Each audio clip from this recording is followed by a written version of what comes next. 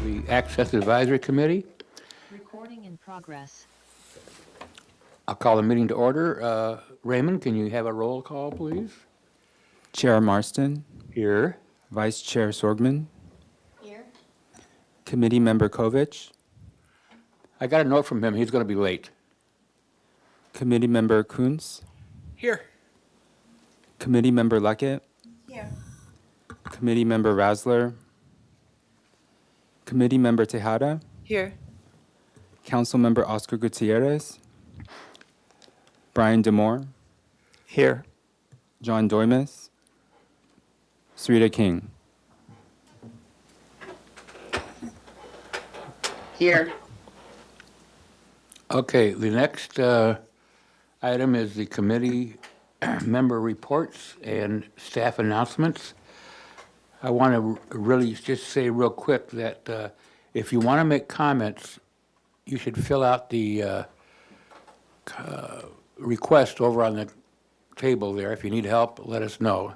But if you want to make a public comment on anything or on a certain agenda item, please mark it and return it to Mr. Lamb over there in the corner. Okay, any other committee member reports?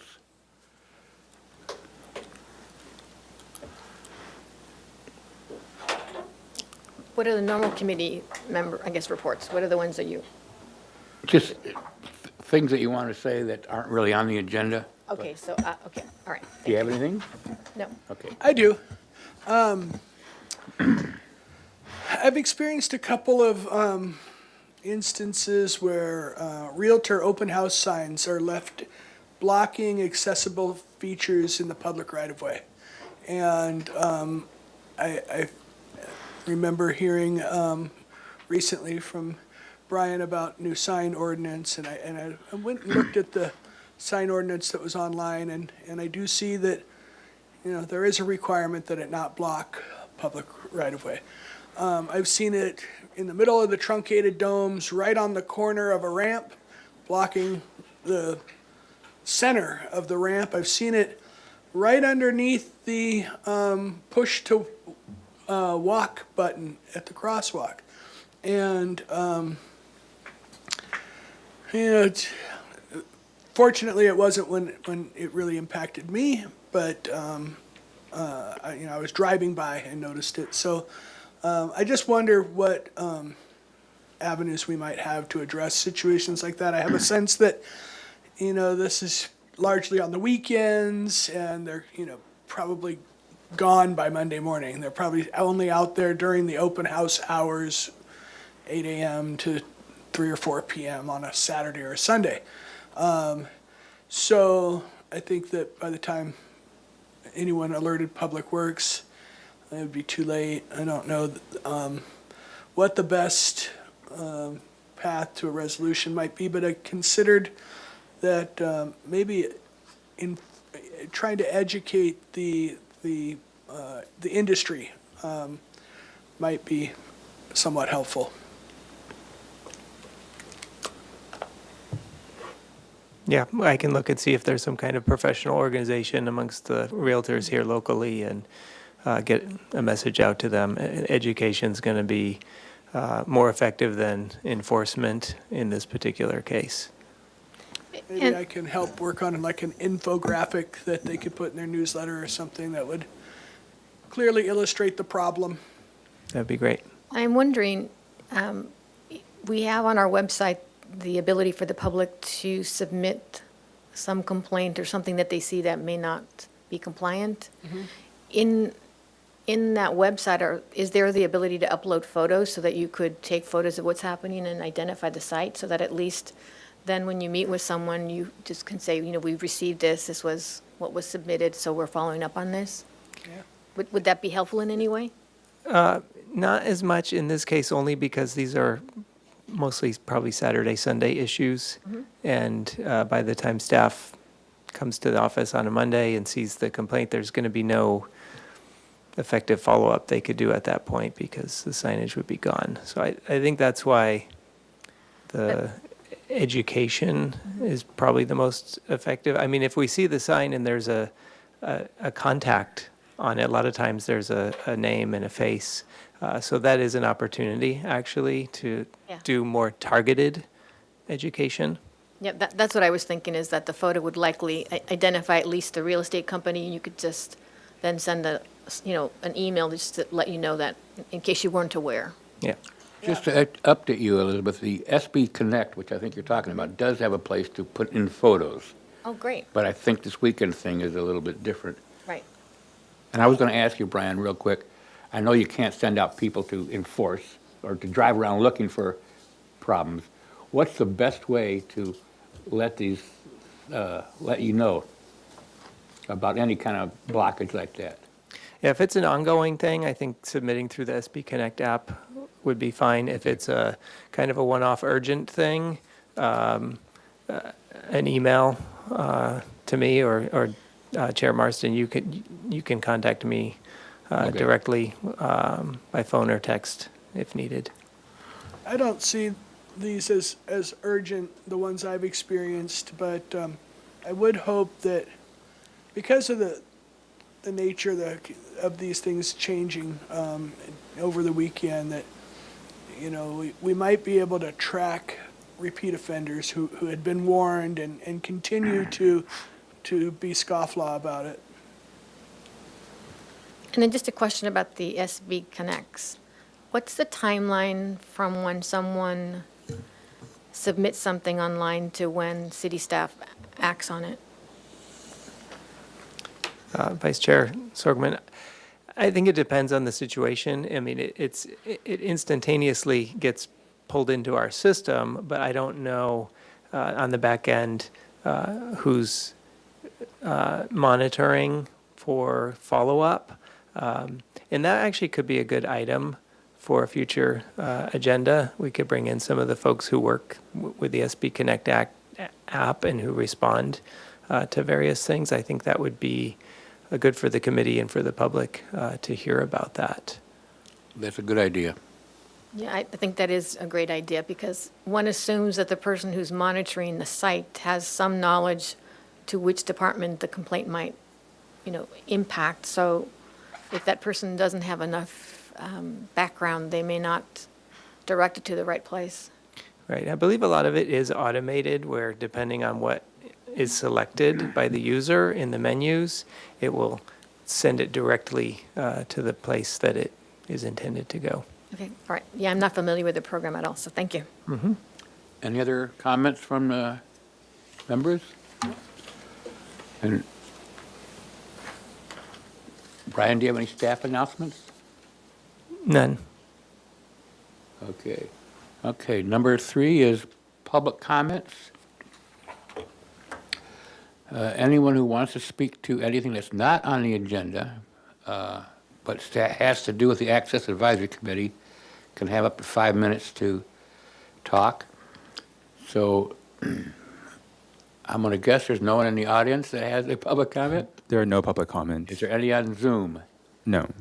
Well, okay, then we'll close public comments. The next one is Mr. Scott Nelson, who I've told before, I really appreciate your work you did with us. Chair Chair Marston, Marston. there is one other item before. Oh, geez. Number 4. Okay, approval of minutes. We got the draft minutes from the February 23 meeting. Does anyone have any comments or questions on those draft minutes? If not, then I'll entertain a motion to accept those minutes. I make a motion to accept the minutes as presented without any revisions. And I'll take a second. I'll second. And let's just have an oral vote. All in favor, say aye. Aye. Aye. Any opposed? Okay, passed unanimously that the minutes can be done. Thank you, Sarita, for those. All right, Mr. Scott Nelson.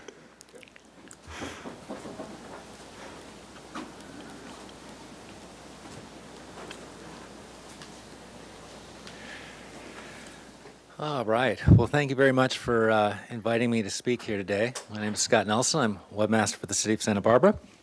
And I'm here to speak on the Attorney General Order Number 5919-2023. 2.24. That's the non-discrimination on the basis of disability, accessibility of web information and services of state and local government entities.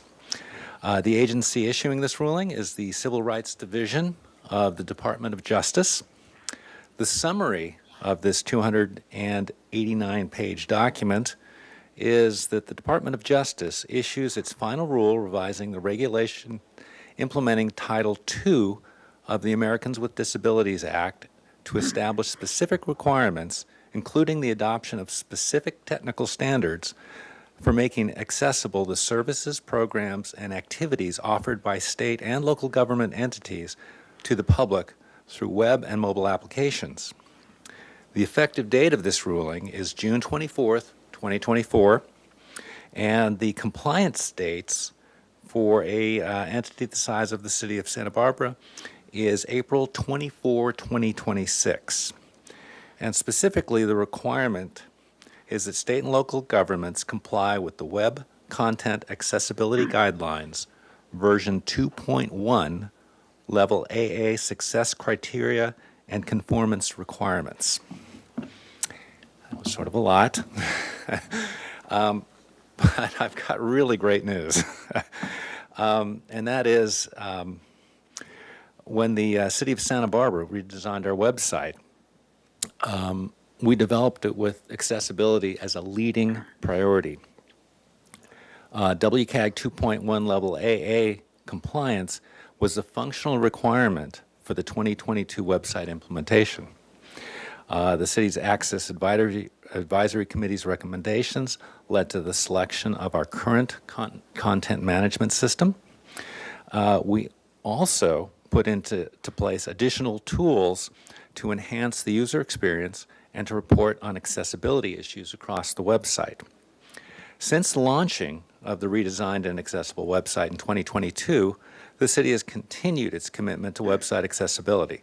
Staff are trained to enter accessible content, and regular reports are sent to content editors through the accessibility remediation tool SiteImprove, allowing staff to maintain compliance. Public user testing has been utilized to identify and fix accessibility issues not seen in automated reports. Information technology staff direct website development to ensure accessibility standards are upheld and will regularly track and report back on changes to the standards. Members of the Access Advisory Committee are consulted when questions arise or input is needed.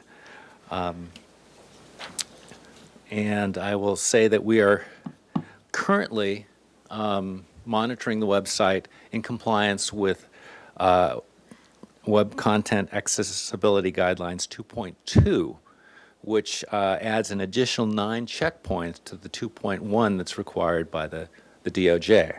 So we are continuing to monitor that, getting our weekly reports. We have, as many of you may know, a user-way widget in the website. And this is not only multilingual, but allows for customizable enhancements of the website interface and code remediation. With that, I would like to express my gratitude to the members of this committee who helped us create this website, without which your guidance, we would not have been able to do this. And I appreciate your continued help when I have questions, and you know, I feel really proud of our existing website. And I do want to say that accessibility for the website is a journey, not a destination. So we will continue with our remediation tools and the products that we have in place to comply more and more. And as the changes to the content accessibility guidelines change, we'll also be aware of that and change with them. So that's my report. Are there questions? I have a question. Yes. First of all, I just want to say thank you for your attitude of acknowledging that this is a journey. It's really appreciated. And can you give me the number of this ruling? Very beginning, you said, and I thought it was on the paperwork, but it's not. I just want to be able to look at it. Certainly. It's the Attorney General Order Number 5919-2024. Right. So when you were giving your presentation, you mentioned web and web applications. So does that apply, when you said the cities are required to comply with this, does that apply to the parking meters at the public parking lots? It applies to things that you can access through the web. So it would be our website, our SB Connect, any applications that we use. So over the next couple of years during our compliance period, we're going to be looking to some of our technology partners to make sure that they bring their applications up to the same standards as we have our website.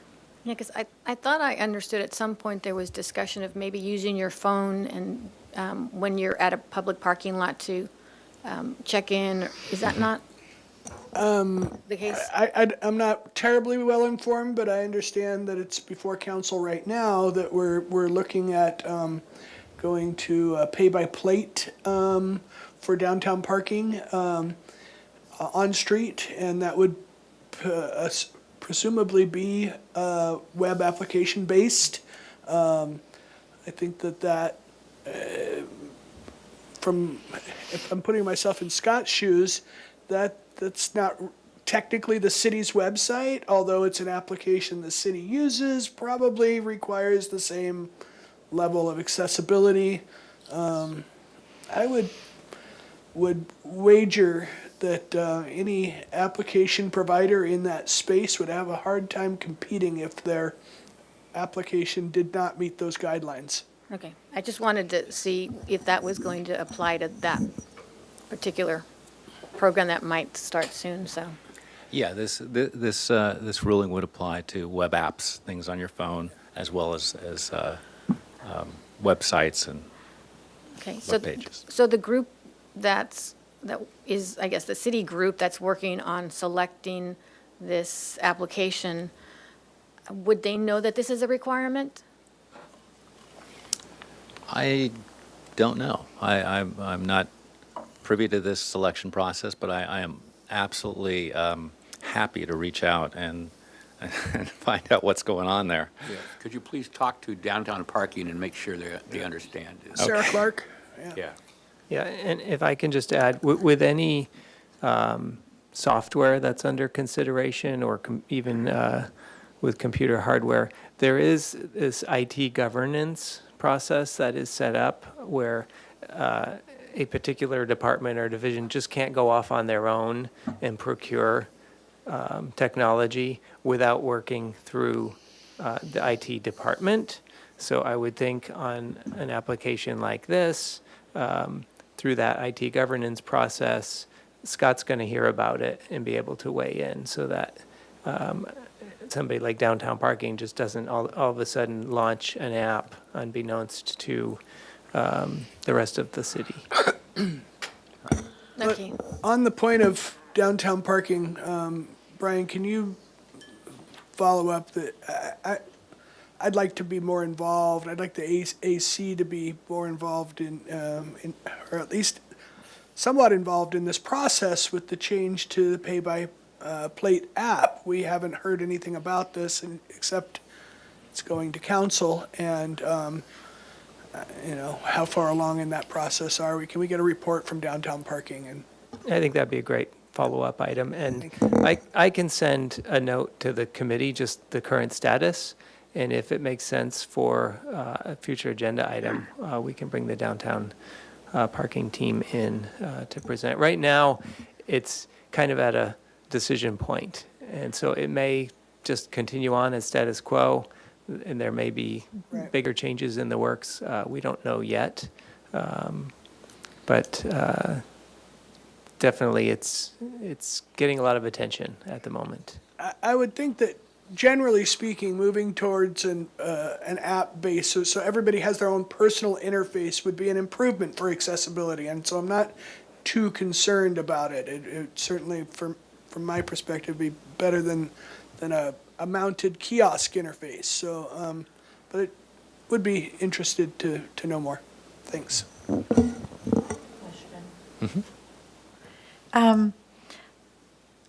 I'd like to ask a question about the broadness of state and local government accessibility by this ruling.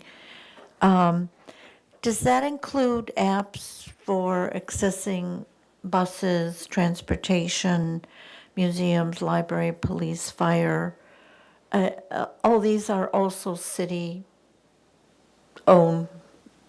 government facilities. So would those websites with those particular things also have the same accessibility requirements that the city website does? You know, I don't, I can really only speak to the city web systems. And, you know, our web systems, we monitor them and you know, it's our commitment to meet the WCAG 2.1 accessibility guidelines. But is not the state, the police and fire and library part of the city government? Yes, yeah, Okay. they're part of the city website. Okay. Absolutely, yes. So do they fall under the umbrella of this ruling? Yes. Okay. And are their sites as accessible as the cities? Yes, they're built on Okay. the same foundation, absolutely. Okay, Yes. okay. Scott, I want to thank you for your kind words about the AAC's involvement, but I want to say again, working with you is the best department I've ever worked with in the city as far as actually looking out and asking questions. So kudos to you for that. I wish other departments would talk to us more, but thank you. Thank you. Oh, and I had second one that. question. I know this is not a put down on anything that you're doing, but a major problem is PDFs are still not accessible to many people. And I realize it's a whole lot of work to go back to old PDFs and make them accessible. So what is going to be done there? Do you have any idea what the law calls for and how we can actually get to that point someplace in the future? That's an excellent question. In fact, part of the new website was we took 35,000 PDFs from the website itself and ingested them into our document management system OnBase. And during that process, scanned PDFs, which are not screen readable, were what are called OCR'd. And so they were read, and then text was put into the PDFs to make them readable. And I will say that I was very impressed with the way this process worked. There was a proclamation, and proclamations use rather decorative text, and I was able to put a screen reader against a proclamation that came out of OnBase, and it read it. Oh. And I believe at the time, actually, we sent some links out to the some of the AAC members to just double check and make sure that the PDFs in OnBase were remediated and accessible, and we got good feedback from you guys. So, you know, that piece, anything in our OnBase system should be remediated and screen readable. You know, we're still certainly working on scanned plans. Plans and maps are just They're tough. yes, but it's definitely a place that's part of that progress, not perfection. Okay, now you mentioned 35,000 you looked at. That means there's other ones that haven't been scanned into OnBase?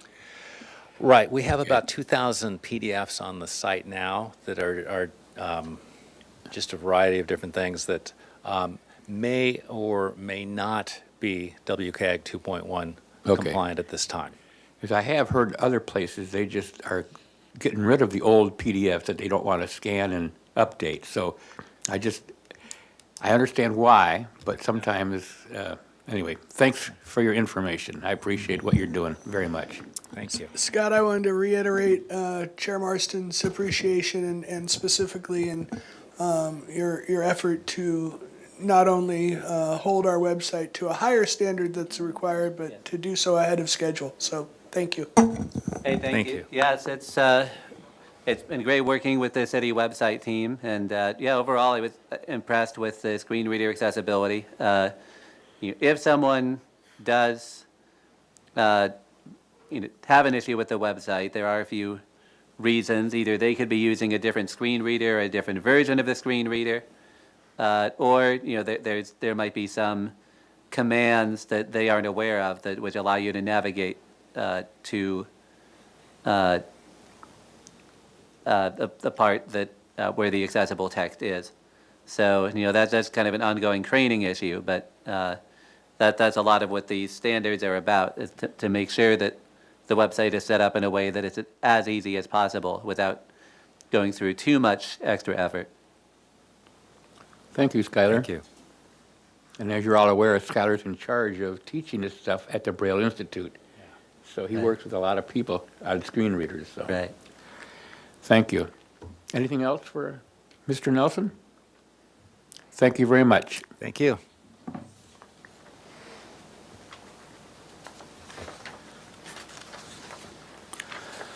Okay, Mr. Demore, ADA Coordinators Report.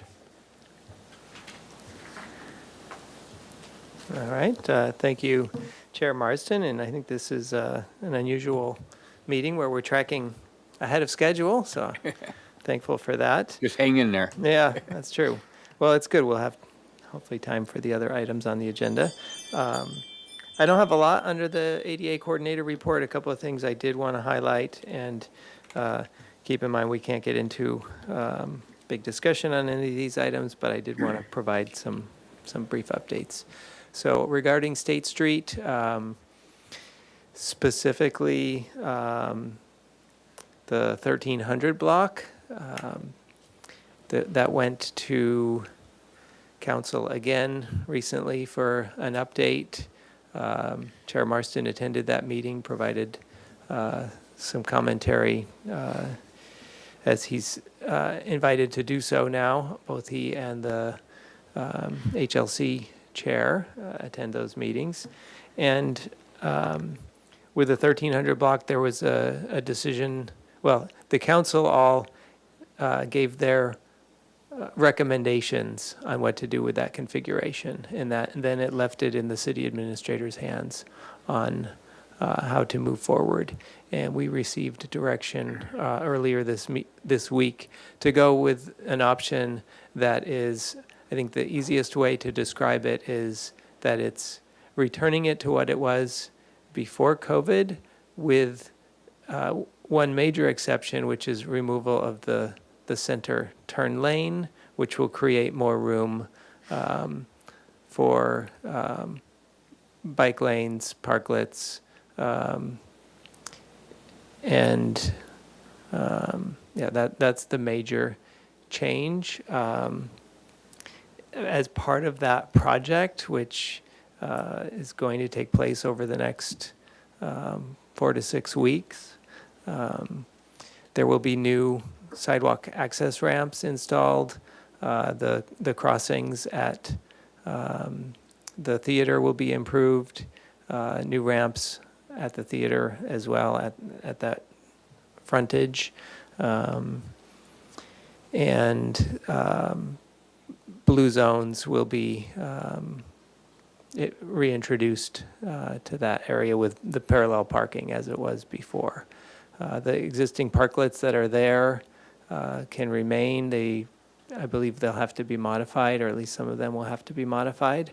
But that's the big change on the 1300 block that is upcoming. On the rest of State Street, though, I wanted to mention the Granada ramp. We have a temporary cargo ramp, basically, that's there now, and staff has a design for permanent installation. We need to go to the HLC. So basically all of the ramps on the 1300 block with the Arlington, the Granada ramp, and then we also need to put a ramp in at the new Vic theater. So it's kind of this theater ramp project that we're working on.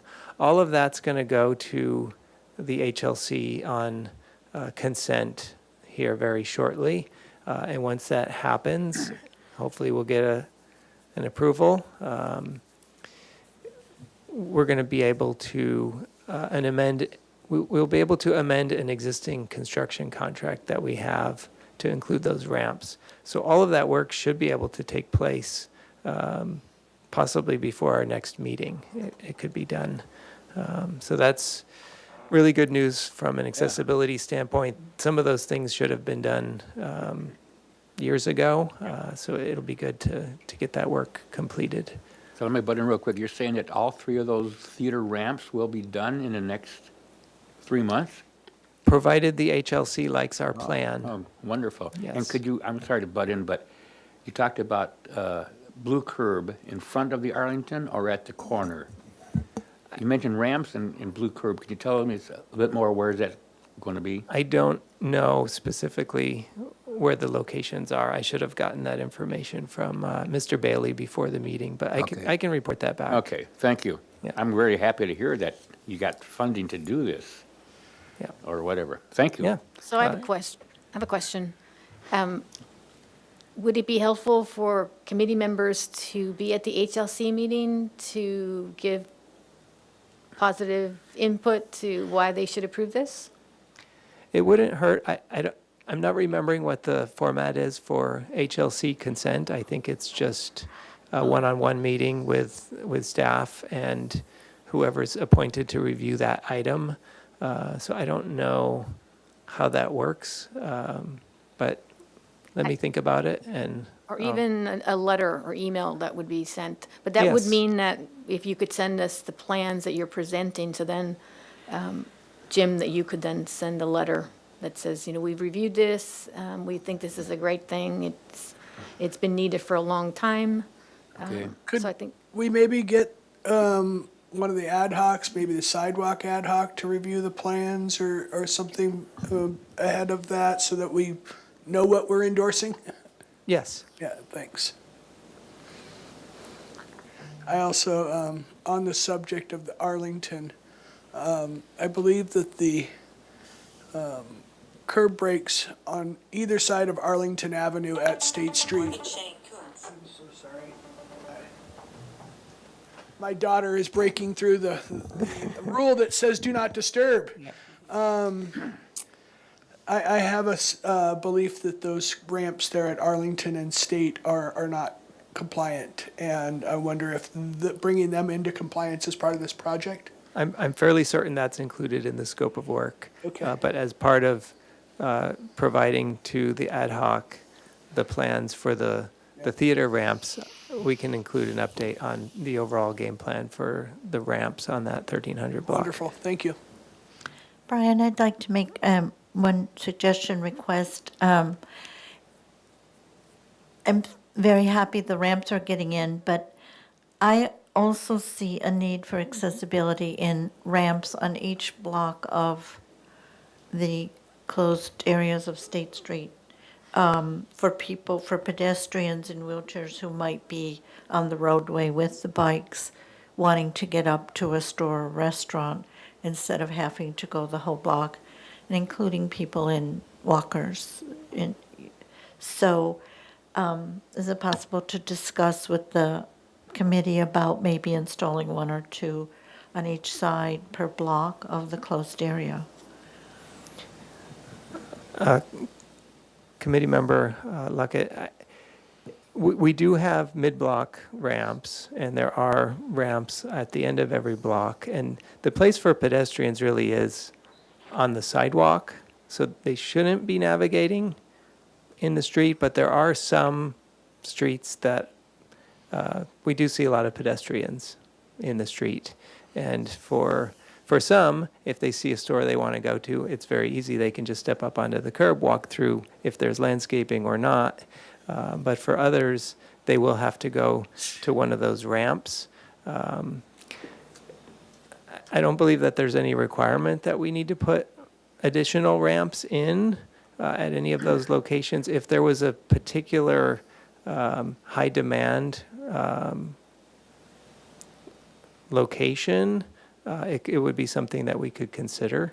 But I think we would probably want the business that's drawing that traffic to consider doing it for the benefit of their customers. I've seen it done in other tourist locations where they would use just wooden ramps instead of like permanent type things, especially during tourist season. So, I mean, the reason I'm requesting it is because people who don't want to walk far, don't, because of stamina or whatever, arthritis pain or even pushing a wheelchair, which is wear and tear on the shoulders, don't necessarily want to have to go another 1,000 feet to the street to get up. It would be just easier if they knew it was more accessible. So that's the State Street update. And then on special events, I just wanted to let the entire committee know, I did reach out to the special events ad hoc, let them know that I had a meeting, I think it was last month, in April on the 19th with Roberto Medina. He's with Marburg, and he manages all of their portable restrooms, and it's a giant facility that they have. It is an incredible number of portables, and it's quite an operation because I went there and met him there and just saw on like a Friday morning all the activity of things coming in and getting cleaned and then getting shipped out. It's quite a business. And I think it's just expanded more and more over the years. But the reason I wanted to meet with him was because I had been in communication with him over email about the need for accessible portable restrooms, especially for city special events. And he provided me with the specifications of the product that, the newer product that they're using. And rather than take his word for it, which I was trusting of him, but I thought it was a good opportunity to go out there and see for myself what they had. And it was basically the same product that a chief building official who's done some trainings here over the past, it was the same product he indicated to me is one of the few he has seen that's accessible. So I was able to verify that out in the field. And I think the big thing on follow-up is just coordinating with Parks and Rec, continuing to check in with Marburg, and making sure that they are prioritizing, because it's a limited supply. And in the summer, sometimes there are other competing events that might be taking place. But for public events, city special events, he knows we need to have at least one of those accessible restrooms at every location where we have any accessible restrooms, where we have any portable restrooms deployed. So it's good news, but until we hit our special events and see that these are being put at the locations where they need to, and also they're put in a place where people can get to them. So that's the other thing. It's one thing to be an accessible stall, but if you can't get to it, that defeats the purpose. And we've seen it sometimes where I think their operators just drive up onto the site and Put it there. drop it down, and then they're off to the next site because they've got, like I said, it is a very busy operation. That's the update. Can I ask a real quick question? I think you covered it, but when I read some article about this, it said at least one at every location. Yes. But they're aware that location means any group of porta potties, right? Not just one park. That's correct. If Okay. you had a cluster of, 3 portable restrooms at one corner of a park, and if that park is an entire city block, and there's another cluster of portable restrooms all the way Okay. on the other corner, there needs to be an accessible one at each of those And they're all aware of locations. that now, correct? Yes. Okay, thank you so much. And the percentage, I'm sorry. Roberto was very helpful for the Fiesta Parade because the guys doing the drop-off dropped the handicap accessible bathroom a block or two away from where the tent was set up for accessibility. And I called him and he got his guys on it to move that thing last minute Yeah. during the parade. Within 10 minutes, it was positioned where it was. So, yeah, I appreciate Roberto's response to that.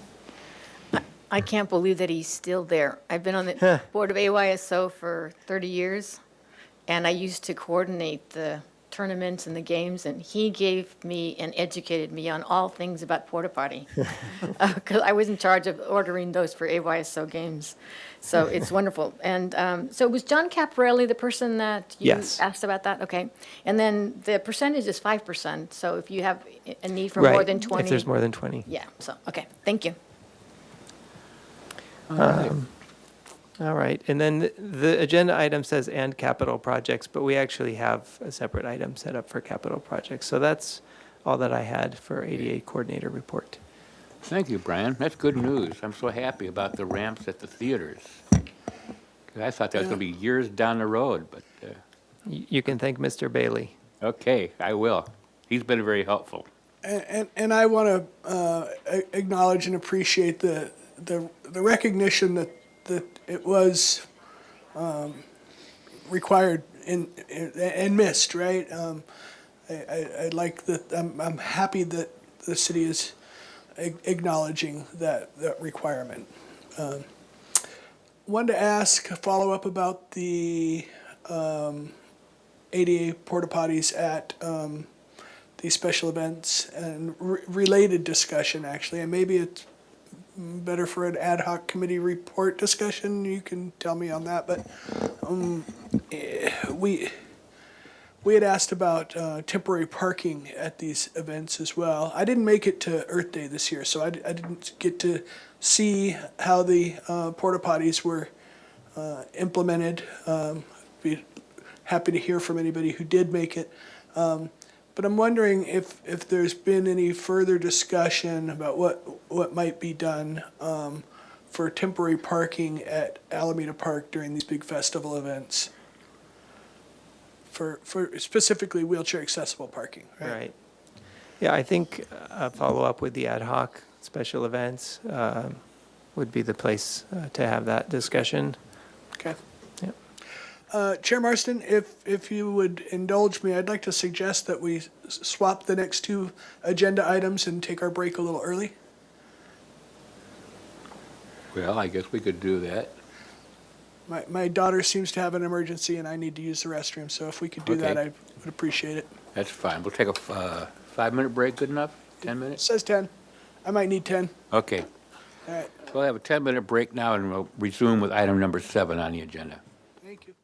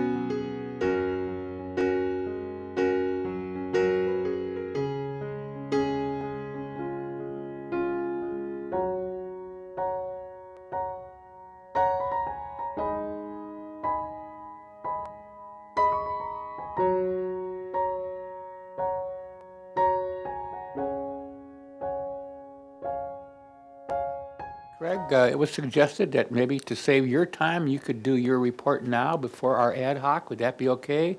Or do you want to get back to work? No, absolutely, thank you. Okay, so we're going to ready. skip item 7 for a minute and go to item,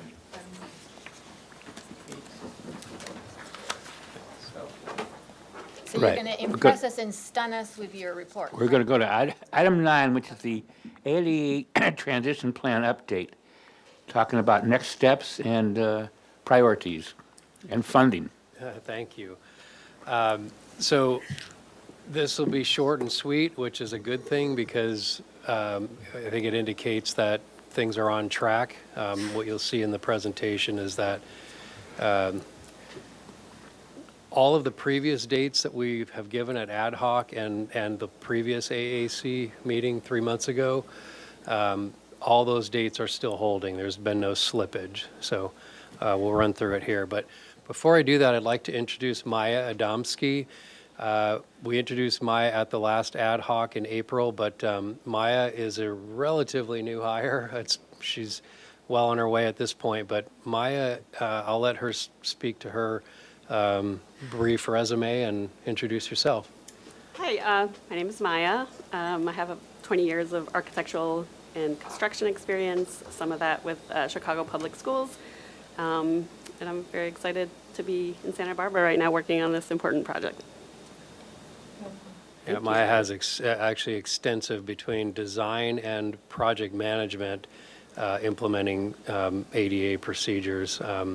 Obviously, it was Chicago, so it's not specific to California, but it's vast experience. So she was a great fit to add to the team here as a resource. Welcome. Thank you. Okay, so a quick recap of what we've done in the last couple of years. You're all familiar with the Sally Swanson, Scott Saddlemeyer reports, the findings of the different sites. We have had multiple updates and up to and including today. Wanted to give a brief snapshot of the ADA transition plan update for the funding. This just gives the fiscal years, year by year.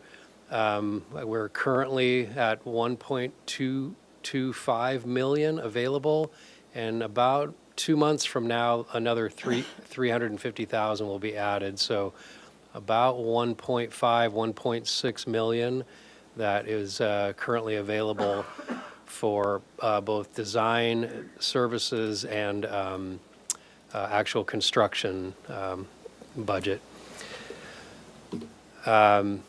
This is just a recap of the sites, the priority locations, and the previously mentioned reports done by Sally Swanson's office. I won't, we've seen those many times, so I won't revisit that here. The team here, as you've been introduced to Maya and myself, but we just wanted to reiterate that this is now the formal engineering team dedicated to the transition plan, myself and Maya under the guidance of Brian. So recommendations for construction. Where we last left off, I don't know if you recall, but each of those priority sites had a number of findings in those sites. And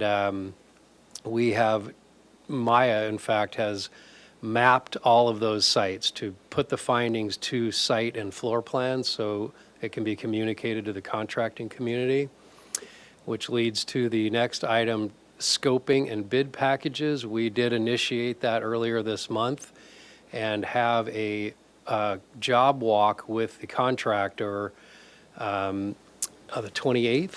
The week of the 28th, yes. The week of May 28th. So this is actually well underway. And one diversion here is the methodology that we had previously discussed about breaking up these findings into packages. There's been sort of a happy accident. We have found a method of contracting available to the city that I wasn't personally aware was available to us. It's called a job order contracting method. And what that does, it allows us to issue the entire package, all scopes of work to this agency that the city has contracted with, and they will hire all of the individual contractors to do these different scopes of work, whether it's signage, door hardware, toilet accessories, whatever they happen to be. But the point is, we can single source it versus having to break this up, which I think is going to greatly condense the time period. We won't have to issue these packages, and more importantly, we can get it out of Maya and my hands and into the contractor's hands much smoother, much more efficient. So that is what is up on the slide right now. The contractor job walks is the first step. They're going to tour all of these sites and review these scoping documents that we've created. And we are looking to get these packages completed this summer, July, formally review the bids in August, September, and by October of this year, we're planning to really attack each of these sites and start implementing the compliance and actual construction. Craig, on a job walk, contractor job walk, how many contractors are you looking at? Well, that's the beauty of the job order contracting is you can essentially sole source it. There's a mid-level consultant that coordinates that, but they will have a prime contractor that will hire all of the individual subcontractor trades. Again, if it's concrete, if it's doors, et cetera. So single source as far as the city is concerned. It sounds great. Yeah, it's very efficient.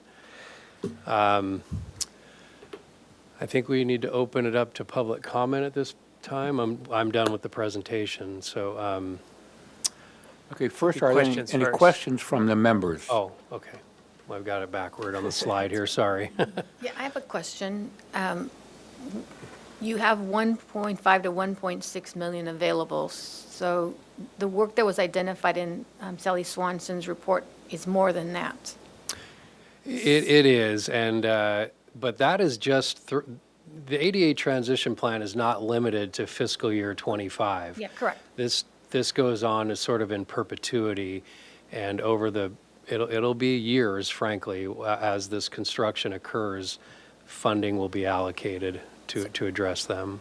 Yeah, so my question goes more to what was selected as the items that are going to be undertaken now?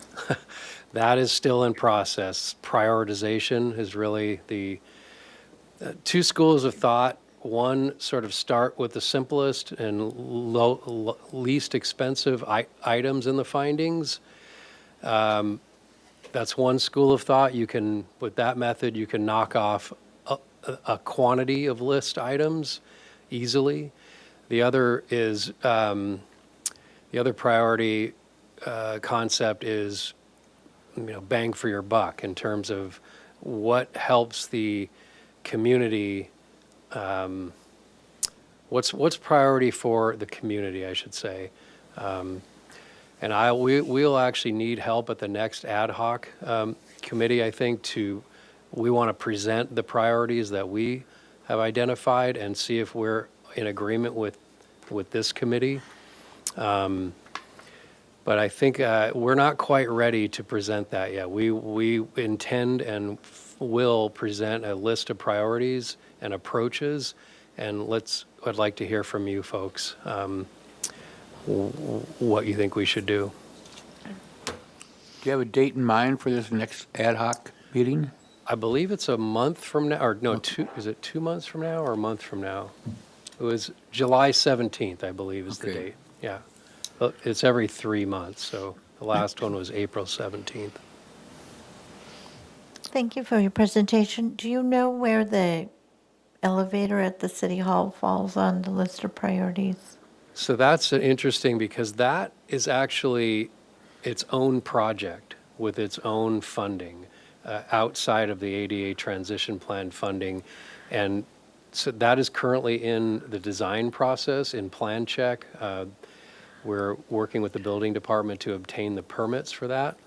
But I'm glad you asked that because that goes to, there are many overlapping items between the Sally Swanson report and city projects that were already going to happen that would have addressed these findings.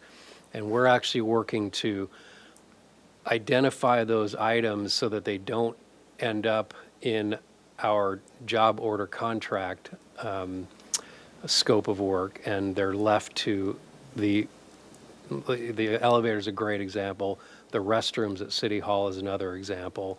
Those will make all of the accessibility upgrades as part of those individual projects. Does that also include the elevator at the library?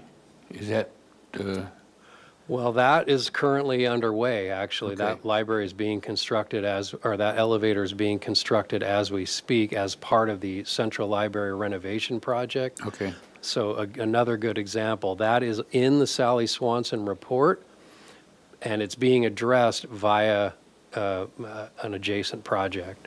great news.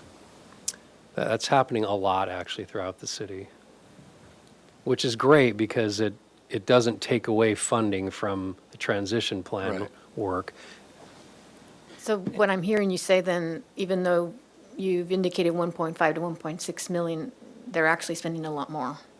Spending it via other projects, right. yes, yes. And the other thing I think to point out as we talk about the prioritization and the bang for the buck, I mean, at some point, and we definitely want to engage with the committee on this, but at some point, there's going to be a diminished return, I think, of trying to get every single thing done off of the list for these 8 facilities, and there might be a greater bang for the buck doing work at other facilities. I mean, from one standpoint, it would be nice to know you've completely checked every single thing off the list on a facility, but I don't know that that's the most productive use of the limited resources that we have. So I think a conversation needs to get started fairly soon of what are the next priority locations that we should be looking at. I agree fully with that, Brian. Me too. Thank you. Are there any public comments? No public comments. Anything on Zoom? No. Okay, any discussion then yet to have? I don't think so. Well, thank you. Okay, thanks so much. Thank you. And I want to point out that Maya and I found out we went to the same University of Illinois. That's right. Hi, I'm Jim. Nice to meet you in person, Jim. Nice to meet all of you. Thank you. Likewise. Thank you. And I just wanted to share with the other board members that I was not aware that our meeting's supposed to end at 11:30. Did you guys know that? No. Okay, so we have 1 I thought hour. it was noon. I blocked the time from noon to 12 every What? meeting. I didn't notice the change this time. That's fine with me. Okay, back to the ad hoc committees. The first one listed is the annual report ad hoc. Is there anything there? Okay, I'll cross that off. Sidewalk committee ad hoc. Nick, I asked you to read something. Yeah, so Jim, thanks for prompting me. We got an email from Derek Bailey with some items that were covered in the ad hoc. On Chapala Street, non-compliant ramps have been replaced at Anapamu, Figueroa, Cannon Perdido streets. Contractor crews are currently working on the northeast corner of Chapala and Carrillo streets. The old ramp had a drainage inlet in line with the crosswalk. Chapala Street includes replacement of 11 non-compliant ramps. On Olive Street, missing and non-compliant ramps are being addressed between Sola Street and Ortega Street. Olive Street includes addressing 17 missing and non-compliant ramps. On the Mesa, missing and non-compliant ramps are being addressed in the residential area just west of City College and in the residential area north and east of Cliff Drive and Miggs Road. These areas include addressing 33 missing ramps. On Coast Village Road, 7 non-compliant ramps were replaced. In the coming months, here's what to expect. Once the crew wraps up on Chapala Street, they will be mobilizing on Haley Street between Castillo and Aliso Streets to address non-compliant ramps and sidewalk repair. The Haley Street project also includes a new traffic signal at Olive Street and major repairs at the Anacapa Street traffic signal. Both will include APS. The crews on Coast Village Road will be moving to State Street between Constance Avenue and Las Positas Road to address non-compliant ramps and sidewalk repair. The project includes major traffic signal repairs at De La Vina and Cayalarellis, and both will include APS. The crews on the Mesa will be moving to the neighborhood west of Miggs and north of Cliff for ramp installation on sidewalk repair. Thank you. That's a lot of stuff we're getting done. Yeah, In your neighborhood, too. Skylar? Oh, mine, yes, yes. They are working on Red Rose Way, my own street, this week, but I'm not, it might just be more concrete. And then when is the next ad hoc committee for the sidewalk? We haven't scheduled one. You Okay. have, we should, but I just didn't know what. No, I just asked because I know that I was supposed to be on this committee, and so I just want to make sure I didn't miss a meeting. All right. We should set one up. Okay. Okay. I have a little question for Elizabeth. I was walking on Milpas the other day, and I noticed that the sidewalks are only like maybe 4 feet wide. Is there a requirement for wider sidewalks for accessibility than that? No, 4 feet's the minimum 4 feet's the minimum? path of travel, but I know that certain sections of the city have special requirements in trying to get the sidewalks to be wider. Is that the same for Milpa Street? Do you know, Brian? Well, I mean, the pedestrian master plan has guidelines, and I think it's our goal, our practice is whenever possible, we'd like to have them be at least 6 feet wide, all sidewalks, whether it's commercial, residential. The Milpas area is particularly challenging, and we actually have a big capital project that's in design for that corridor, but it's always a challenge when you have trees, which are an important community resource, and a constraint on a project, and then adjacent private property interests. There's not a lot of wiggle room to work with. So we're right now on that particular project going through a process with a lot of different city departments involved, trying to evaluate those competing priorities to try to make accessibility improvements, but without turning it into a desert. Right. Can that sometimes be an issue with bumps on the sidewalk as well? Like, so De La Vina and Mig/Shoreline are probably the streets I walk on the most, and I have noticed a few bumps. It could be a tripping hazard for canes and maybe some wheelchair issues as well. Like, is it worth reporting those? Like it's possible upcoming projects to fix? Reporting those tree uplift locations? Or more like, they might not be even trees necessarily, Uh-huh. but I could see maybe trees being one reason for the issue, but it's hard to tell what. But like, basically, is it worth reporting bumps? We Yes, find. it is. And SB Connect's a good avenue for that, or Great. you can reach out to staff directly. But knowing the locations of those, we don't have necessarily a program where we're out there constantly evaluating the condition, but if we get a report from the public about the condition, that gets it on our list for maintenance. Brian, is there? Committee member, could you please turn on your mic? Karen? Yeah, thank you. A follow-up of the sidewalk project on Milpas, is making the sidewalk bigger and the street narrower part of what's on the project list? Because it seems like a heavy area for pedestrians, and it's an exceptionally wide street for cars. Committee Member Luckett, that's a great question. Those are kind of all of these competing constraints. Milpas has high demand for parking. It has delivery vehicles, and then you've got 2 lanes of traffic for the most part in each direction. All of those constraints are being considered, but because of where the trees are, that is a significant limitation on how much space you can allocate for the pedestrian to try to get to that 6-foot goal. I think that would be a good project, a specific project to bring to the committee for an update. I think there's still enough runway on that project that getting some feedback from the committee would be helpful. So we could do that probably for the next meeting. Could we have who's ever working on the Milpas plan come? Yes. And give a presentation? Okay, perfect. All right, the next ad hoc is the Parking Ad Hoc Committee. Do we have an update on that? Nope.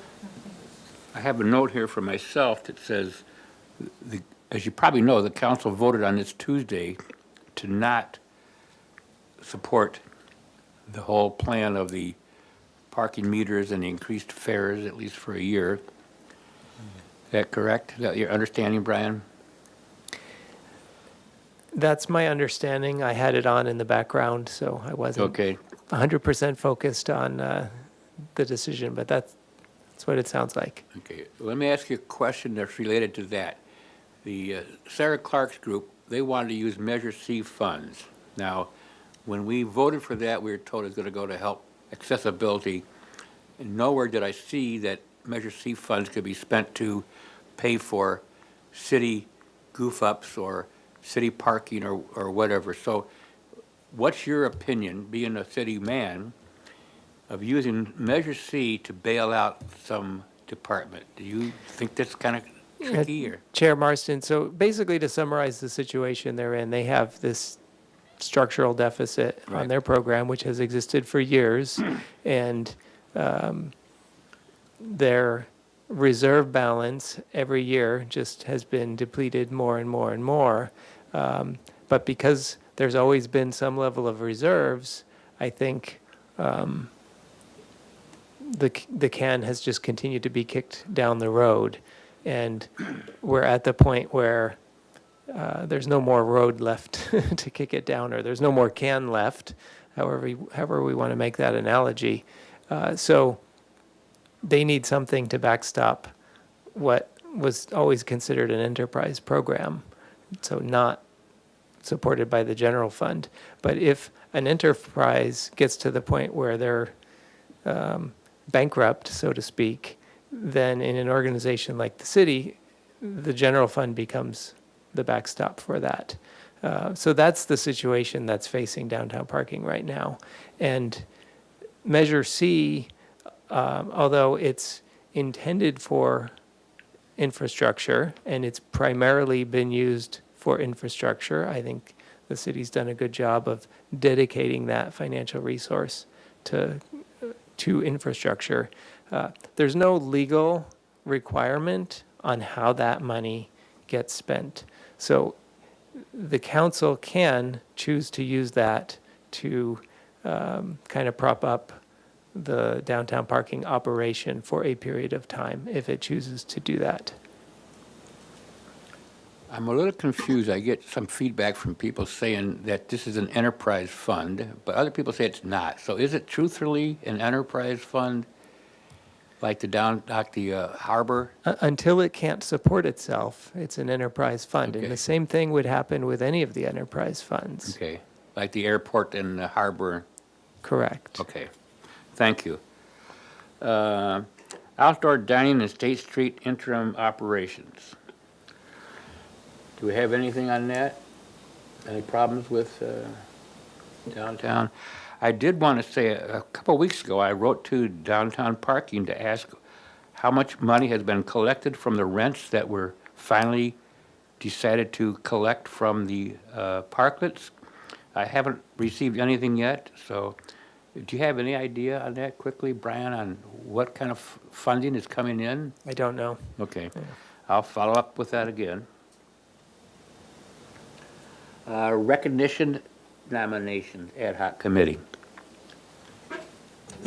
So I guess my understanding, we put out a call for nominations, and my understanding is we didn't get much, if any, response. Has any come in since that update, Brian? Have you heard from anyone other than the ad hoc members? No, I think it was only from the ad hoc. Okay, so we aren't hearing from members outside of the ad hoc. The ad hoc members have some nominations of their own, and I can share that I was nominating the Grace Fisher. Grace Fisher, thank you, Foundation for their opening of the Inclusive Arts Clubhouse. I believe committee member Luckett wanted to recognize the Old Spanish Days for the effort they put forth last year, and we're open to hearing other nominations.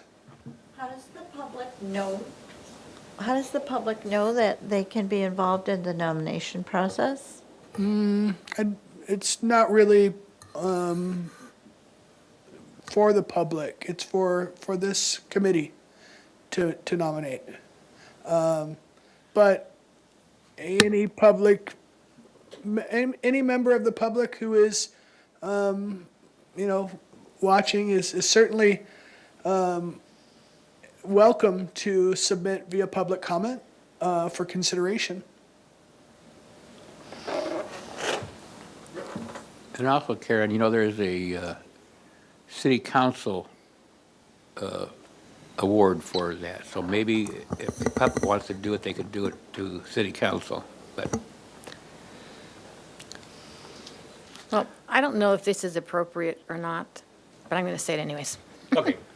I mean, the fact that the city has hired Craig and Maya and Brian to, there seems to be a lot more action and activity and things that have been Absolutely. completed. Is it inappropriate to recognize the city for,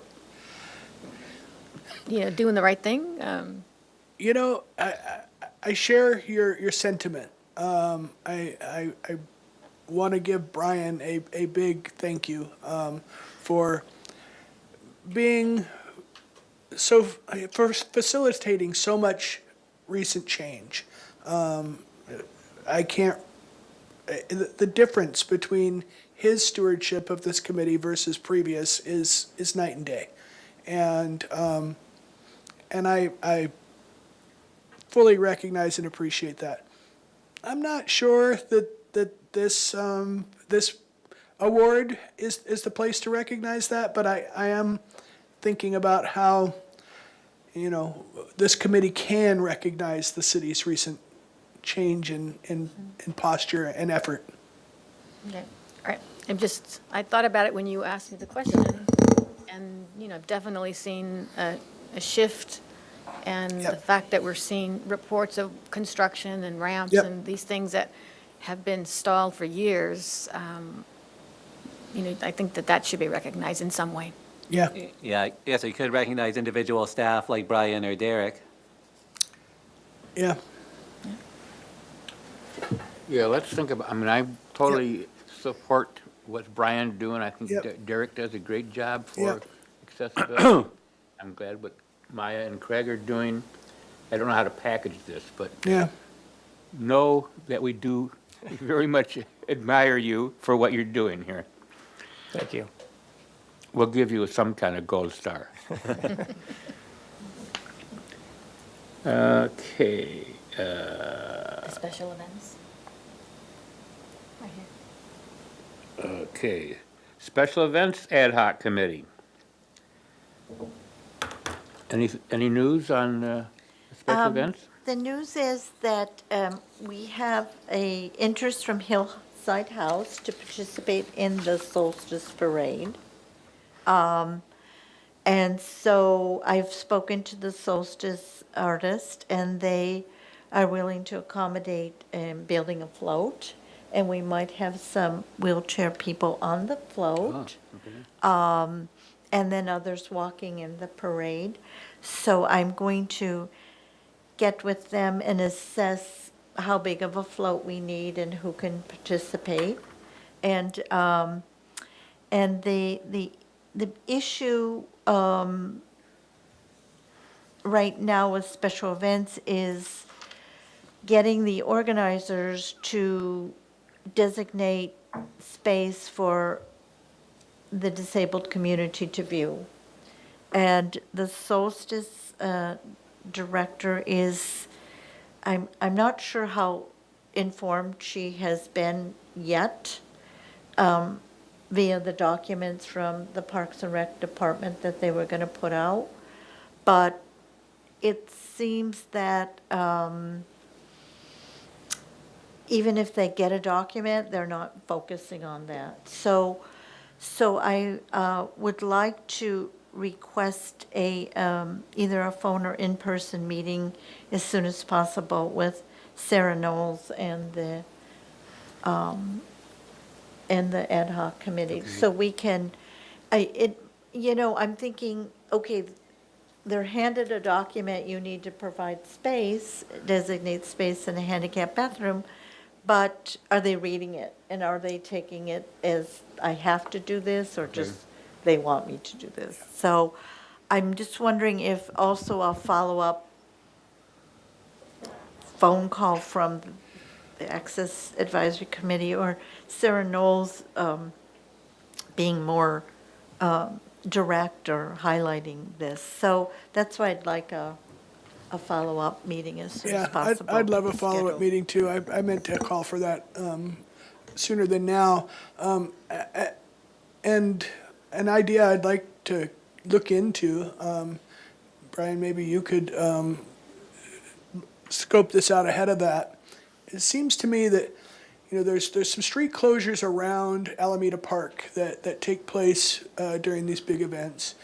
And I know they're used for different things, staging and whatnot, but it seems that perhaps Sola Street between Garden and Santa Barbara, is it? It's already kind of shifted use for bicycles, right? It's not a high traffic lane.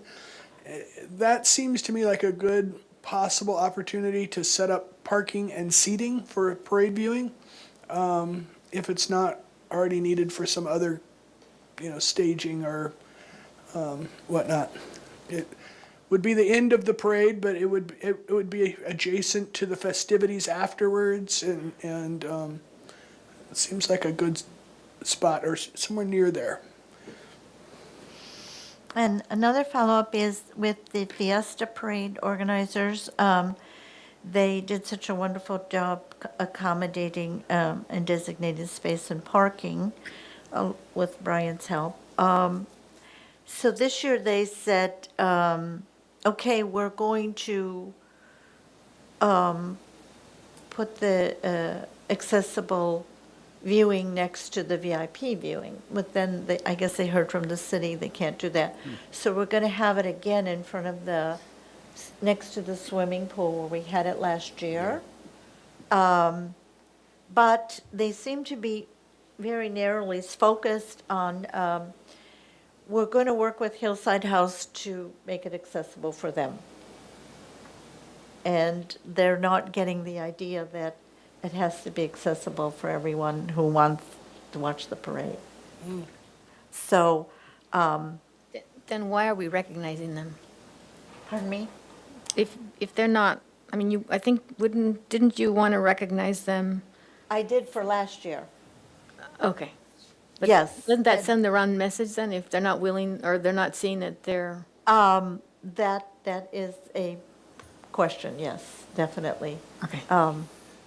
So I don't know how to approach them, and maybe Brian has some ideas or Sarah on how to say, hey, not just a small group, but we need Yeah. to broaden our. So Sarah Knowles is the person in charge of special events, isn't she?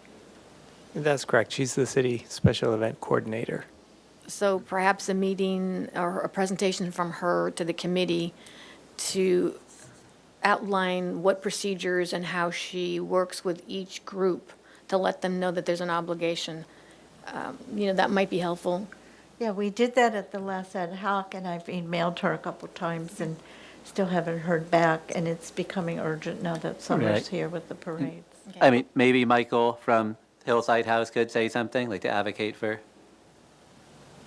you know, That's a good point, and he's on the ad hoc, correct? And, he could share the view that while it's great they're accommodating his organization, it needs to be broader in scope. Yeah, maybe I'll have a meeting with him and the organizer together, yeah, Okay. so we can get it broader, Yeah. inclusive, more inclusive. That's all. Thank you. and yes, I'm not on this committee, but I know, Karen, we had chatted about the film festival, Yeah. which I know we had talked about it a bit at the last meeting, and it was a special interest of Bob Burnham's too, and it's just a challenge to get them to make audio descriptions for the films that they bring here. And I know there's been some developments with AI, but I'm not sure if it's quite there yet for an entire movie. So, like, to some extent, it's not even as much of a local issue. It's more of like a, producer's issue, but it is definitely something to keep track of and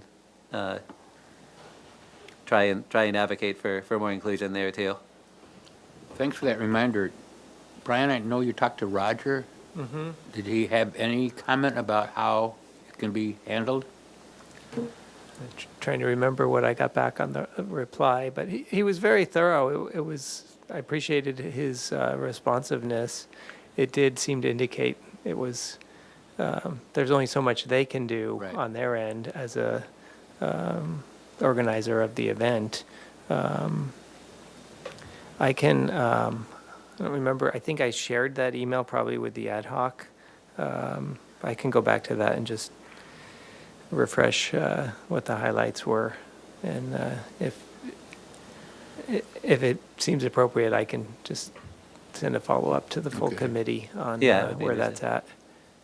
at. Does the film festival receive any funds from the city of Santa Barbara? I don't know that. I think they may. Because if they receive funds, then there's a certain obligation for funds that are coming from a city that they, meet the same accessibility requirement that the city would have to provide.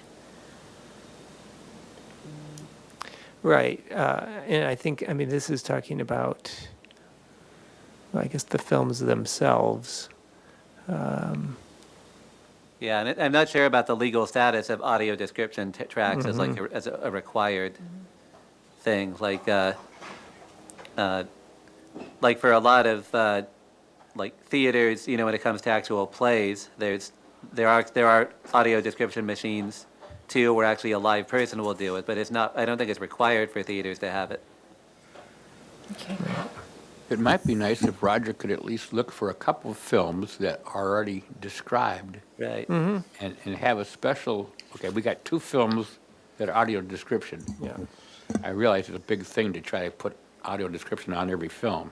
Skylar, I mentioned to you that my mother used to do recording for the blind, and Right. I wonder if there might be an opportunity to have some local volunteer effort provide some assistance with that. Right. But, yeah. Obviously, it would be best if it could be done as a Yep. audio track, but Yep. it kind of like what I said with Playhouse theaters. It could even be like a live person doing it. Right. So maybe we could have a discussion with the film festival organizers and see if they would be open to working with local volunteers to do something. Okay. Couldn't hurt. Yeah. Okay, any other things for the ad hocs? Then we're going to move to line 10. Remember, we're going to have a presentation, then we're going to have questions from the staff, or from the members, and then any public comments, and then we'll go to discussion and comments. So Brian, take it away. All right, thank you once again, Chair Marston. This presentation that I have for you today, well, there's a fair amount of detail in it, but I think the items that the committee would be more interested in are more limited. So this is the proposed fiscal year 2025 general fund and Measure C capital plan. This just went in front of the council on Tuesday. They didn't, it was for information only, so they haven't made any kind of motion yet to adopt this. But the next time they see this will be in June when they adopt the capital plan. And just want to point out that this is general fund and Measure C only. There are other projects like waterfront and airport. They have their own capital plans, and I didn't recognize really until after this agenda was all put together that it would have been nice to include that as well in this presentation. But what I can do, because that's all public available information at this point, I'll send that out to the committee after the meeting as follow-up, just so you can see the entirety of the city's capital plan. But for today, we're looking at general fund and Measure C, which is mostly Measure C. There's not a lot of general fund capital at this point. So this was just to show kind of the different categories of capital, Measure C, general fund, and then there is on the street side of things, which isn't really considered enterprise, but there are other funding sources besides Measure C and general fund. Streets capital, which is like utility users tax, gas tax primarily, and then there's also Measure A, which is a local sales tax measure. That helps on the streets projects specifically, and then of course the different enterprise funds have their own capital programs.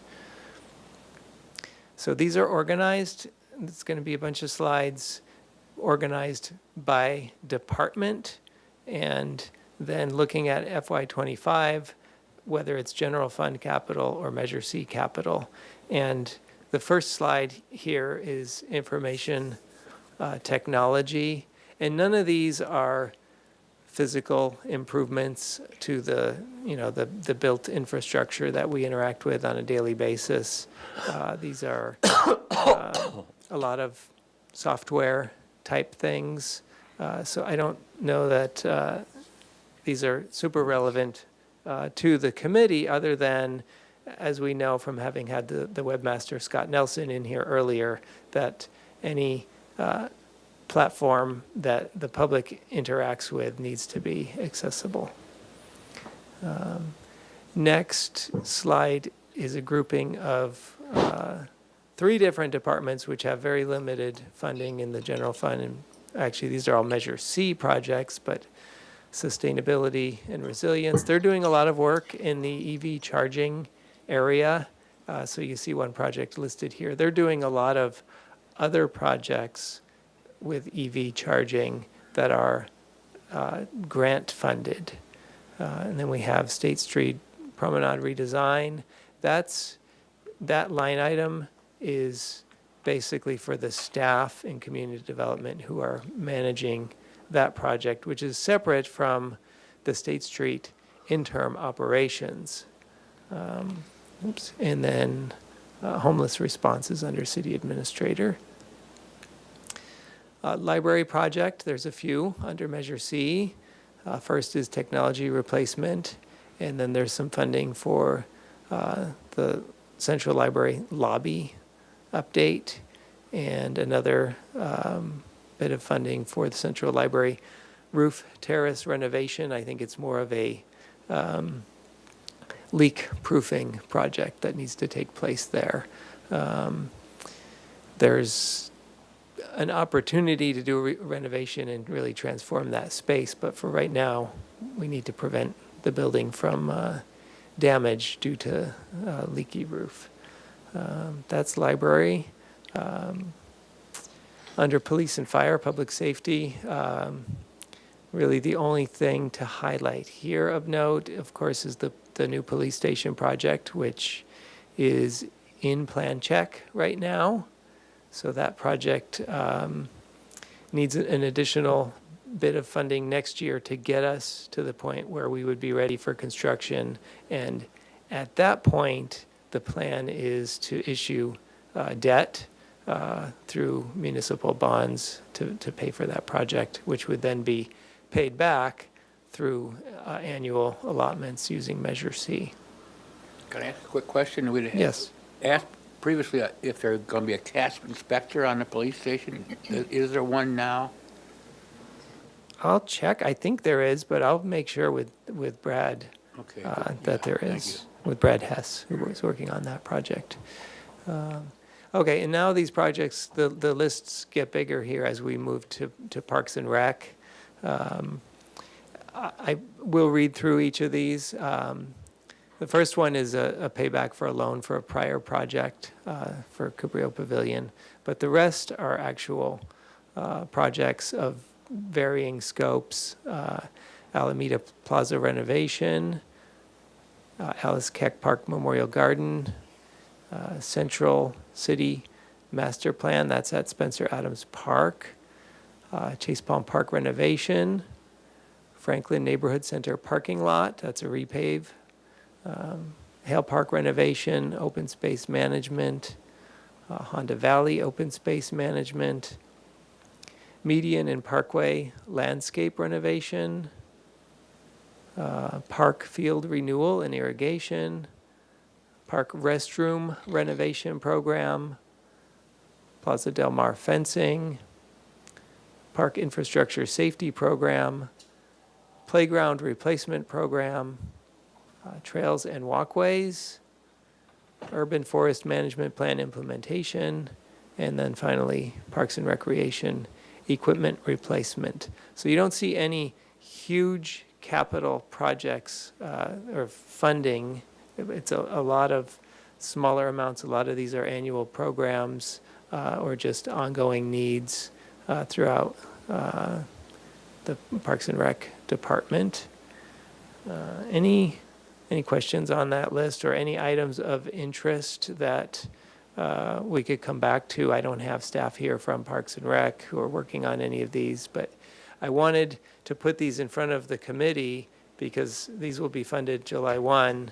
If there's projects of interest, we could get the staff who will be working on these in and provide more detailed updates on the different projects. So there's a number of things on here. I jump out. I don't even what. There was a Spencer Adams Park. What is that? Where's that at? I believe that's the Lawn Bowls area. So Okay. looking at that whole space from a master planning Got it. perspective. Yeah, there's opportunities for accessibility improvement there. I'd love to be involved in further discussion about that.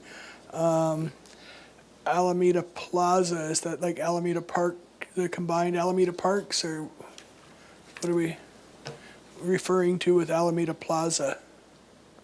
I'm not 100% sure on that one. Okay. This is the raw list that Yeah. went to council on Okay. Tuesday, but we can follow up on that one also.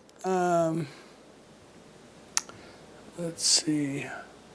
Honda Valley Open Space, I know where that is. I'd be curious to know what changes are going on there. Park restroom renovation program, that would be of interest to me for sure. Plaza Del Mar fencing, probably not. Playground replacement, that's something where I think accessibility is often missed, and I'd want to know more about that. Trails and walkways. The disabled public needs better access to open space, and I think we've seen some improvement plans around Arroyo Burro Trail where they missed the accessibility obligation there. I'd like to be more involved in things like that. Forest management, Parks and Rec equipment replacement, anything with Parks and Rec, I want to be more involved in if we can. I also see on a previous slide, EV charging. I have a sense that a number of EV charge stations, probably mostly on public property, but missed the obligation for accessibility as well. Disabled people should be able to drive EV cars, so there's requirements there, and if the city's doing anything with that, I want to make sure we're looking at those requirements specifically. The library roof terrace, I wasn't even aware there was one, and kind of curious, will the elevator allow access to it? No, that elevator does not provide access to that portion of the library, and that's one of the issues. I mean, right now, it's not accessible. There's steps that lead up to it, so we need to do something from just a facility management standpoint to stop the leaking. Yep. But there is this idea to make that space a space that's usable, whether it's for special events or for staff or the general public. If we do that, if we open it up, it's going to have to be accessible. Okay. So it's not open to the public now? The on the roof, no. Okay. Yeah. When I first came here in '94, I used to go there a lot. Oh. And they closed it down. Okay. So, So I'm just chiming in on, piggybacking on what Nick has said. I mean, a lot of the parks projects, I think, would be nice to have some connection with that department because they seem to do a lot of the playgrounds without permits. And they're not necessarily hitting all what's required to be in terms of accessible. I mean, playground facilities are the most complicated of all projects to have accessible. Yeah. So when you've got people that are not aware of what the requirements are or assuming that a particular, ADA label means that they're accessible doesn't meet, it won't meet the requirements. Okay. I think we can put that on as a potential August AAC item. Okay. I agree with Elizabeth. They don't seem to do permits a lot. And that has caused many problems, so. Well, on that note, I have heard there are scenarios in which municipalities don't believe they need permits. And I'd love to hear some clarity on that. When is a permit required for a municipal project and when isn't it? Seems that the building official has some discretion there, and I'd like to better understand that. Yeah, that's a good question, and I actually have heard different answers to that question. Being on the inside, I try to steer my staff towards, for transparency purposes, doing the same thing that the public would need to do, going through that same process, even though it adds a layer of extra steps in the process. It does put more eyes on a project, which can be a good thing, especially in a pen check process where you've got staff hopefully with knowledge in certain areas and might be able to catch things that you wouldn't want to have to catch after the fact. That's... Yeah, maybe you can come back and give us some information on that. I know I personally plan checked playground for the city, and there were a lot of things that were being required during the plan check process. They never came back with responses, and yet the project moved forward and they finished it. Interesting. So it's a little disappointing Yeah. when you point out all the things that are wrong and they went ahead and built it anyways. I assume not necessarily addressing every comment. I would assume that. Okay. Well, I want to keep moving on here. We are trying to finish on time, which is the 11:30 on time. We're looking pretty good for that.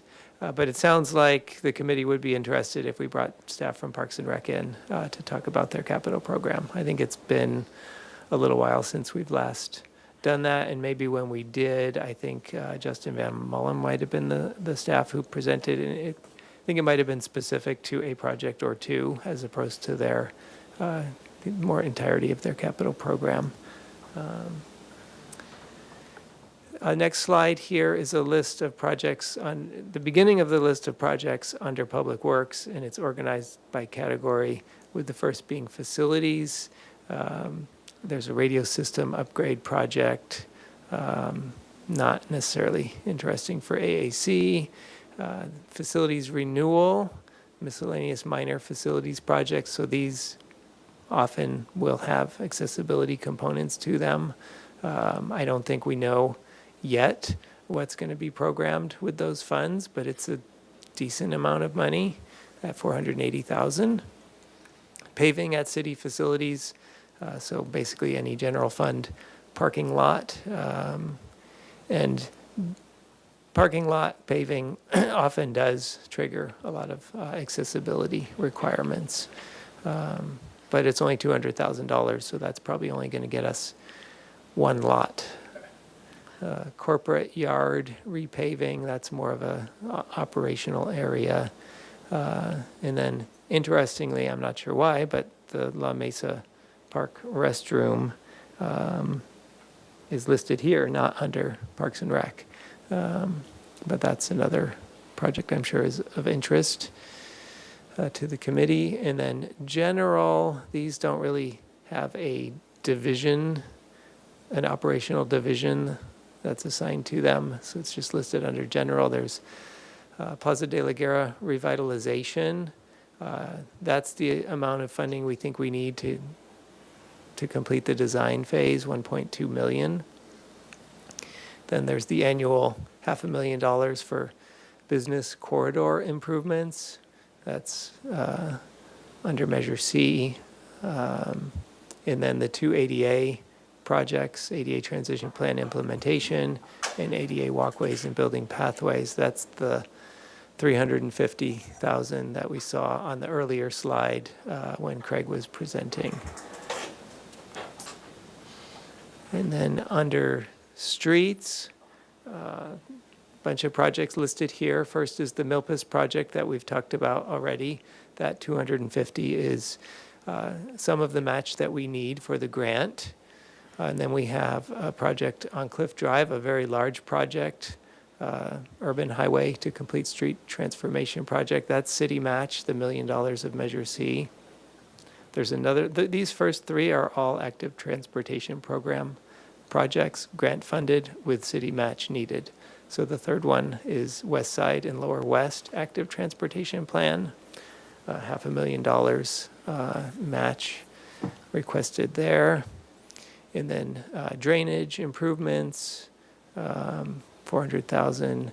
Pavement maintenance, the annual project, that is $15 million, all Measure C. Another drainage item, this is an assessment citywide. The $300,000 isn't enough to do the whole city, but it's funding to keep that program going. Sidewalk infill, it's only at $100,000. Then we have sidewalk maintenance, $1.15 million. Sidewalk access ramps, $750,000. And I will point out on that amount is usually not enough to do all the ramps that are required as part of the paving project. So when you see the $15 million under pavement maintenance, sometimes some of that money is also used to do the ramps. It's kind of seen as one project, so we don't necessarily always separate out the cost, but we do like to keep a separate line item for ramps, and that's funded at $750,000. Traffic signal upgrades, $270,000. Traffic signal maintenance, $350,000, and I think Mr. Bailey's done a good job of coordinating with this committee on the audible pedestrian signal upgrades as we go through and swap out the hardware to upgrade those signals. Laguna Pump Station, this is a match for a FEMA grant, 1.2 million. And then this Gibraltar and Schofield item, that was a late add to the budget for some disaster-related items. It hopefully will end up being a match from funding that we'll be getting from FEMA. And if we're fortunate, there will be Cal OES, the Office of Emergency Services, matching the rest of it, so that 250 could get freed up for other purposes. Can you speak to the scope of work at Gibraltar and Schofield? Yeah, drainage repairs, so at Gibraltar, I think there were 3 locations where it was last winter's storms caused some erosion, and we need to go in and do some minor repairs, not to the level of what the county had to deal with on the upper part of that road, but that's pretty much the scope there. And Schofield is similar, except it's actually on water resources property. Schofield Park is an interesting, the Schofield Reservoir that's been converted to a park. It's got some nice accessible paths for outdoor space that seem fairly wheelchair accessible. There may be some slope and cross slope issues. While we're talking about it, I was reminded of a couple of challenges there, or when this came up on the list here. One is a maintenance issue where the waste facilities are maintained in the accessible load aisle in the parking lot. And the other is this is the trail around Schofield Park. It's almost a loop. It's a horseshoe, and it doesn't connect at the building. And pedestrians tend to go around the building and walk on a foot trail that's been established from foot traffic, but someone in a wheelchair can't make that connection. They're forced out into the vehicle traffic. There's kind of like a landscaping area that's that people walk across, but there's curbs blocking accessibility. If there was any opportunity to remove those barriers and make a more formal pedestrian path, that would be a welcome improvement. And can I ask, I think you're referring to Sheffield. I just want to make sure. Oh, you're right. It is Sheffield, Yeah, not but Schofield. I just want to make sure. Yeah, sorry. Okay. You're right. Yeah. But good comment Yeah. on accessibility at that location. Yeah. Yeah, and that is And Public Works. the waste facility at the parking was Sheffield, not Schofield, sorry. Yeah. All right. Anything else on this list? So I did mention earlier that we can bring the team in to give an update on the Milpas project. It might make sense to do the 3 ATP projects as an update. That could be something we do in August, the Milpas, Cliff Drive, and the West Side and Lower West, all 3 of those ATP projects. That would be good. Okay. And that's, this is just a summary table here of the amount of funding proposed for FY25. It's about 1.1 million of general fund. And I think the 33.7 million of Measure C doesn't include an extra million that was needed for De La Guerra Plaza. So it might be closer to 35 million total for Measure C. And that number's gone up. I'm always surprised when I see it because I was involved in the beginning of Measure C when we went out to the community and we talked about this 0.5% or 1% sales tax measure, and we were telling everyone that it would generate about $22 million annually per year, and now it's generating over $30 million annually per year. It doesn't mean we're getting more stuff done with the 34 million. It's just a reminder of how much inflation has impacted the cost of things over 5, 6, 7 years. Fortunately, it is a sales tax measure, so it kind of tracks with inflation. So as it goes up, we're hopefully able to keep up with the needs. Oops, and then Oh, that's supposed to be the end of my slides. I had prepared slides for the non-general fund and Measure C capital, but that's not part of what was posted on the agenda. I can share that with you all, though, afterwards. So, any questions? Any further questions or comments or public comments? First of all, are there any questions from the members? And do we have any public comments, Raymond? No public comments. Okay. Any discussion? Okay, the next meeting is August 23rd. And Brian, thank you so much for this. And yay, we finished on time. Yeah. Nice work, Yeah, really. everyone. All right. Don't get used to it, though, kids. Yeah.